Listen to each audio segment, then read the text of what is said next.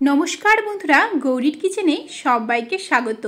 आज के आमी सम्पूर्ण निरामिष राजकीय स्वादे पटलेर कोरमा रेसिपिटी आपनादेर साथे शेयर करब।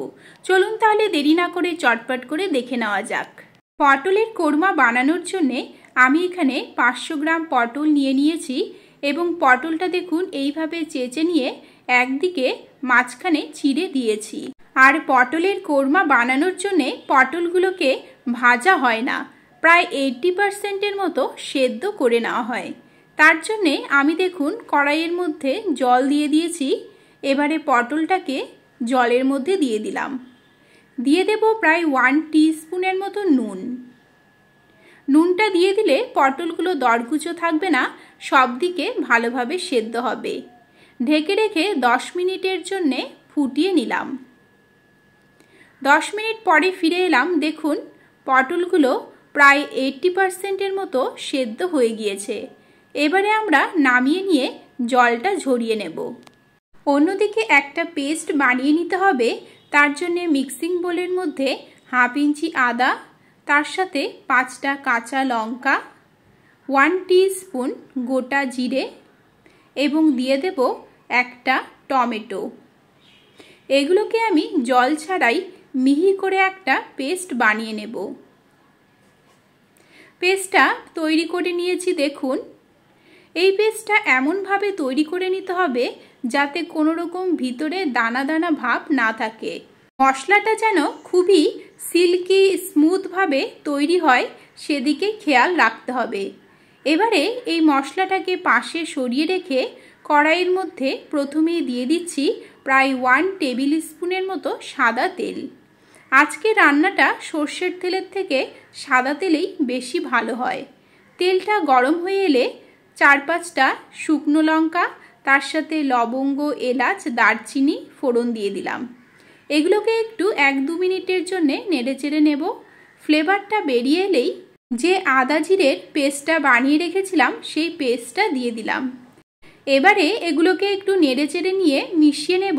তারপরেই এর মধ্যে দিয়ে দেব প্রায় 1 টিস্পুনের মতো নুন। নুনটাকে নেড়েচেড়ে নিয়ে মশলাগুলোকে এবারে আমরা তেল ছাড়া অবধি খুব সুন্দর করে কষিয়ে নেব। অন্যদিকে আরেকটা মশলা আমাদের তৈরি করে নিতে হবে। তার জন্যে মিক্সিং বোলের মধ্যে প্রায় 20 গ্রাম চারমগজ, তার সাথে 8টা গোটা কাজু দিয়ে দিলাম।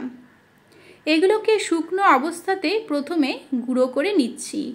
এবারে এর মধ্যে সামান্য পরিমাণে জল দিয়ে আবারও একটা মিহি করে পেস্ট বানিয়ে নেব। এখানেও কিন্তু খেয়াল রাখতে হবে পেস্টে যেন কোনো দানা দানা না থাকে, খুবই সিল্কি স্মুথভাবে তৈরি হয়। এটাকে পাশে সরিয়ে রেখে আমরা দেখে নেব কড়াইয়ের মশলাটা কষানো হয়েছে কিনা। মশলা থেকে এই রকম তেল ছাড়তে শুরু করে দিলেই বুঝতে হবে মশলাগুলো কষানো হয়ে গিয়েছে। ঠিক এই সময়ে আমরা এর মধ্যে কাজু এবং চারমগজ বাটাটা দিয়ে দেব। এই সময়ে আমরা গ্যাসের ফ্লেমটা একদম লোতে রাখবো এবং 3-4 মিনিটের জন্য কন্টিনিউয়াসলি নেড়ে যেতে যেতে কষিয়ে নেব। না হলে কিন্তু এগুলো দানা দানা বেঁধে যেতে পারে, তাই কন্টিনিউয়াসলি নেড়ে যেতে হবে। আর অবশ্যই নুন এবং ঝালটা নিজেদের স্বাদ অনুযায়ী দেবেন। 5 মিনিট পরে ফিরে এলাম। এগুলো দেখুন কষানো হয়ে গিয়েছে। এবারে আমরা গ্যাসের ফ্লেমটা লোতে রেখেই এর মধ্যে দিয়ে দেব 100 গ্রাম ফেটিয়ে রাখা টক দই। মিক্সিং বোলের মধ্যে সামান্য পরিমাণে জল নিয়ে জলটা এর মধ্যে দিয়ে দিচ্ছি। এবারে টক দইটাকেও আমরা কিন্তু 4 থেকে 5 মিনিটের জন্য কন্টিনিউয়াসলি নেড়ে যেতে যেতে কষিয়ে নেব। যতক্ষণ না দেখবেন দইটা তেল ছাড়তে শুরু করেছে ততক্ষণ অবধি নেড়ে যেতে যেতে কষাতে থাকতে হবে। আর আজকের এই পটলের কোরমা রেসিপিটি আমি সম্পূর্ণ নিরামিষভাবে তৈরি করেছি। আমিষ পটলের কোরমাও কিন্তু তৈরি করা যায়। আপনারা যদি তার রেসিপি পেতে চান কমেন্টে কিন্তু জানাবেন। দই থেকে দেখুন তেল ছাড়তে শুরু করে দিয়েছে। খুব সুন্দর করে কিন্তু কষানো হয়ে গিয়েছে। একটু নেড়েচেড়ে নিয়েই এবারে আমরা এর মধ্যে 80% সেদ্ধ করে রাখা পটলটা দিয়ে দেব। পটলটাকে গ্রেভির সাথে নেড়েচেড়ে নিয়ে ভালোভাবে মিশিয়ে নেব এবং 5 থেকে 10 মিনিটের জন্যে গ্যাসের ফ্লেমটা লোতে রেখেই কষিয়ে নেব। এইভাবে আস্তে আস্তে কষাতে থাকলে পটলের ভিতরে গ্রেভির ফ্লেভারটা খুব ভালোভাবে ঢুকে যায়। এবারে আমরা অন্যদিকে জল গরম করার জন্য বসিয়ে দেব, কারণ গ্রেভিটা ফুটে উঠলেই আমাদের কিন্তু এর মধ্যে অল্প পরিমাণে গরম জল অ্যাড করতে হবে। কষানো হয়ে গিয়েছে, এবারে একটু নেড়েচেড়ে নিয়েই জলটা এর মধ্যে দিয়ে দিচ্ছি। তবে খুব সামান্য পরিমাণেই এখানে জলটা দেবেন, বেশি জল দিয়ে দিলে কিন্তু টেস্টটা ভালো আসবে না। নেড়েচেড়ে নিয়ে এবারে গ্রেভিটাকে ফুটিয়ে নেব। গ্রেভি ফুটে উঠেছে, স্বাদ অনুযায়ী দিয়ে দেব আরও হাফ টিস্পুন নুন, তার সাথে হাফ টিস্পুন গরম মশলা গুঁড়ো, হাফ টিস্পুন গোলমরিচ গুঁড়ো এবং দিয়ে দেব সামান্য পরিমাণে চিনি। সব কিছুকে এবারে নেড়েচেড়ে নিয়ে ভালোভাবে মিশিয়ে নেব।